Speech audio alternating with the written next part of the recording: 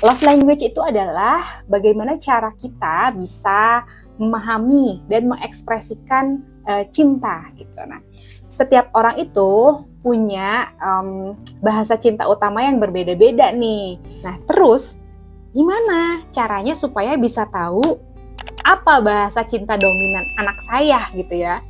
Kalau teman-teman pengen tahu, teman-teman bisa simak di video saya selanjutnya. Linknya ada di sini ya. Halo, Assalamualaikum. Kembali lagi bersama aku Lili di Aslidi. Seperti janji aku di video aku sebelumnya, aku di video kali ini mau membahas tentang gimana caranya bagi kita sebagai orang tua bisa mengetahui bahasa cinta yang dominan dimiliki anak kita. Nah, ada beberapa cara, yaitu ada 5 cara yang bisa diterapkan. Ini merupakan berdasarkan teorinya Bapak Gary Chapman ya, mengenai love languages. Yang pertama adalah kita bisa mengobservasi bagaimana cara anak-anak kita mengekspresikan cintanya dia pada kita. Misalnya nih, si anak itu kan biasanya menyampaikan sesuatu berdasarkan bahasa yang dia tahu dan juga berdasarkan dalam pikirannya tuh saya menyampaikan kayak gini supaya orang lain juga melakukan hal yang sama gitu loh kepada dia. Nah, jadi kita bisa tahu harapannya dia apa dengan mengamati apa yang dia sampaikan. Misalnya, kalau anak kita sering ngomong, "Ih, mama cantik." Atau misalnya, "Papa makasih ya udah bantuin aku tadi ngerjain PR," misalnya kayak gitu. Atau, "Papa makasih ya udah nganterin aku," gitu. Nah, itu mungkin kemungkinan besar anak kita memiliki bahasa cinta word of affirmation gitu. Karena kan dia lebih ke kata-kata meng-acknowledge dan juga memuji gitu ya.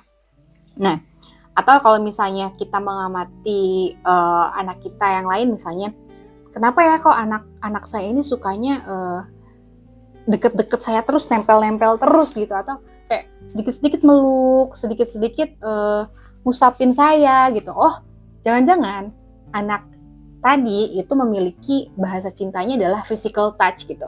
Dia itu pengen bilang ke mamahnya atau ke papahnya bahwa aku sayang sama mama sama papa, makanya dia deket-deket sama mama papahnya atau meluk-meluk dan juga mengusap-ngusap seperti itu. Selanjutnya, yang kedua, kita bisa mengobservasi bagaimana cara anak kita mengekspresikan cintanya pada orang lain. Kalau tadi kan pada kita nih sebagai orang tua, nah ini kepada orang lain. Misalnya kalau misalnya kita ngeliat anak, kok anak aku tuh sering banget ya kayak minta ke aku misalnya, "Mah, besok kalau mama bikin kue, aku mau bungkus ya Ma ya, besok mau aku bawa buat miss di sekolah," misalnya gitu.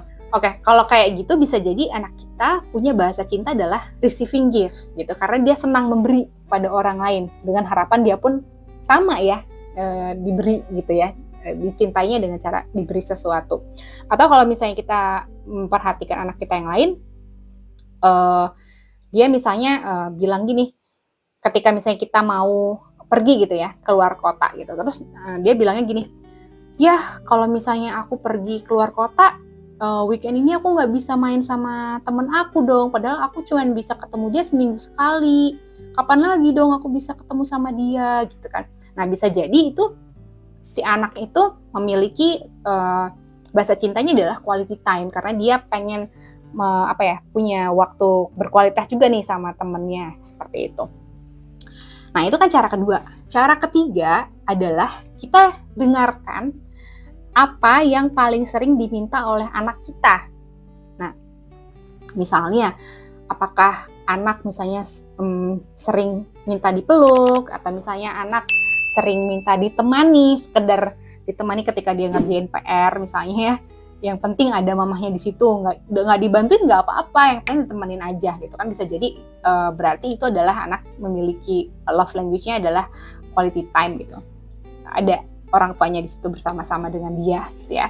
Atau misalnya yang lain adalah ini anak sering banget minta diusap kepalanya gitu ya. Atau misalnya capek, pengen dipeluk atau misalnya pengen dipijet. Nah, sebenarnya itu adalah bentuk dari keinginan dia diisi lagi tangki emosinya dengan cara physical touch, misalnya seperti itu.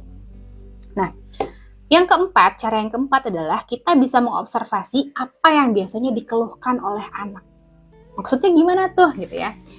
Nah, kalau misalnya dia tidak mendapatkan cinta yang dia inginkan gitu ya, biasanya kan dia tuh meminta kan, meminta cinta itu gitu dengan cara mengeluh gitu. Misalnya si orang tuanya nih lagi sibuk-sibuknya nih minggu ini gitu ya, terus si anak misalnya komplain kayak, Papa kok sekarang nggak pernah jemputin aku lagi sih gitu, atau Mama kapan dong kita pergi nonton lagi berdua kayak dulu, aku tuh pengen berduaan sama Mama gitu. Oh berarti nih anak nih bahasa cintanya quality time nih gitu kan. Atau misalnya komplain kayak Mama kok gendongin adek terus sih, aku nggak pernah digendong gitu. Padahal mah ya masa ngegendong anak yang udah gede gitu ya. Nah tapi mungkin sebenarnya itu adalah bentuk dari dia ingin juga mendapatkan touch dari orang tuanya. Jadi kemungkinan dia memiliki bahasa cintanya adalah physical touch, seperti itu. Nah,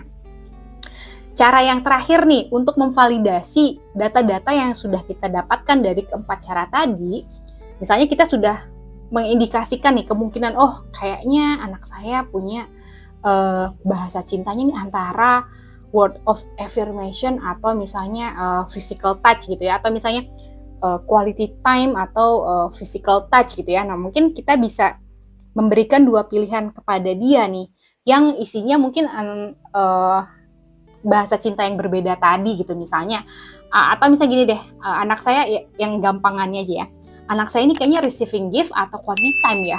Nah kita adukan nih dua pilihan itu gitu, kita tanya aja ke dia, adek kalau misalnya nanti ulang tahun, adek maunya dikasih hadiah barang atau mau kita jalan-jalan satu keluarga gitu. Nah yang satu ini kan sebenarnya receiving gift, yang satunya ini adalah quality time gitu. Jadi kita aduin aja nih dua pilihan. Nanti kalau misalnya dia sudah memilih, itu biasanya juga merupakan indikasi yang mengkonfirmasi bahasa cinta yang dominan pada si anak kita tadi.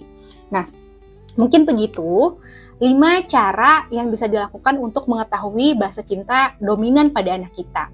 Mudah-mudahan bisa diterapkan dan orang tua semuanya bisa mengisi tangki emosi anaknya dengan baik dan menumbuhkan anak-anak yang bahagia dan penuh cinta. Sampai ketemu lagi di video aku berikutnya. Dadah!